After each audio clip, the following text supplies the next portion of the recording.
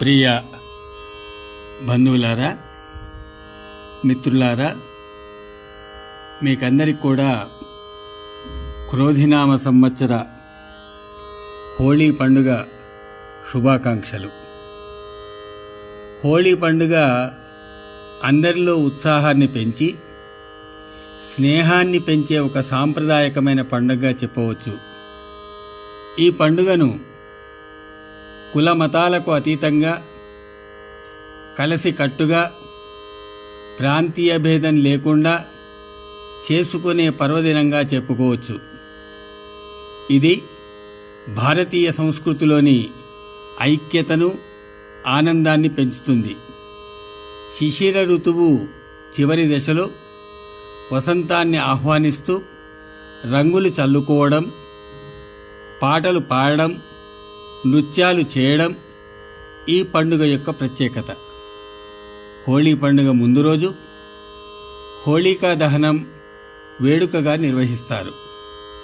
పురాణాల ప్రకారం ఈ పండుగను ఫాల్గుణ శుద్ధ పౌర్ణమి నాడు ప్రతి సంవత్సరం జరుపుకోవడం ఆనవాయితీగా వస్తూ ఉన్నది.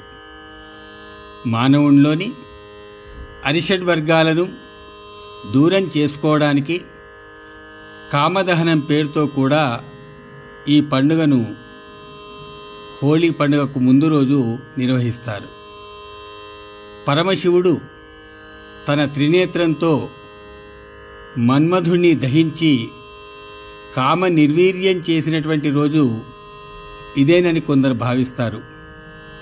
పురాణ కథనం ప్రకారం కృతయుగంలో సనక సనందనాదులచే శాపం పొందిన జయ విజయులు మొదటి జన్మగా హిరణ్యాక్ష హిరణ్యకశిపులుగా జన్మించడం, హిరణ్యాక్షుడు వరాహమూర్తిచే సంహరించబడడం, హరిద్వేషి అయిన హిరణ్యకశ్యపుడు తపస్సు చేసి తనకు ఎవరి వల్ల కూడా చావు రాకూడదనే వరాన్ని బ్రహ్మదేవుని వద్ద పొందుతాడు. తల్లి గర్భంలో ఉండగానే హిరణ్యకశిపుని కుమారుడైన ప్రహ్లాదుడు విష్ణుభక్తునిగా మారతాడు. హరిద్వేషంతో రగులుతున్న హిరణ్యకశ్యపుడు తన కుమారుడైన ప్రహ్లాదుని చంపివేయమని తన సోదరి అయిన హోళికను ఆదేశిస్తాడు. హోళికకు అగ్ని దహింపజాలదు అనే వరం ఉండడం వల్ల ప్రహ్లాదుని తన ఒళ్ళో కూర్చోబెట్టుకొని అగ్నిప్రవేశం చేయమని తన సోదరిని ఆజ్ఞాపిస్తాడు. తద్వారా ప్రహ్లాదుడు మరణిస్తాడని, తన సోదరి హోళికకు ఎలాంటి హాని జరగదని హిరణ్యకశిపుడు భావిస్తాడు. కానీ ఆ అగ్నిలో విష్ణుభక్తి ప్రభావంతో ప్రహ్లాదుడు సురక్షితంగా బయటికి వస్తాడు. హోళిక దహనమైపోతుంది. అందుకే చెడుపై మంచిని సాధించినటువంటి విజయానికి సంకేతంగా ఈ పండుగను అందరూ కలిసి జరుపుకుంటారు. ఆ భస్మాన్ని హిందువులు నమ్మకంతో ఇంటికి తీసుకువెళ్ళి బొట్టుగా ధరిస్తారు.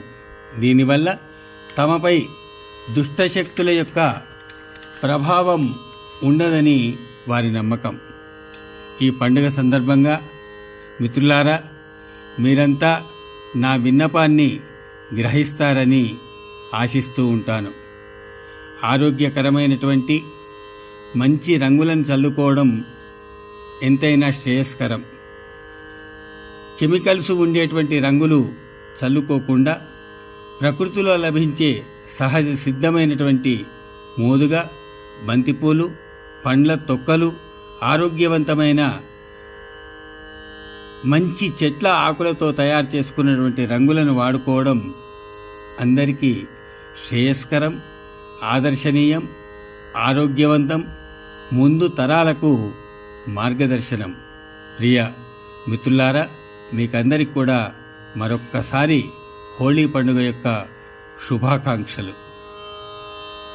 భవదీయుడు ఠయ్యాల వేణుగోపాలాచార్యులు, రసభారతి, వరంగల్.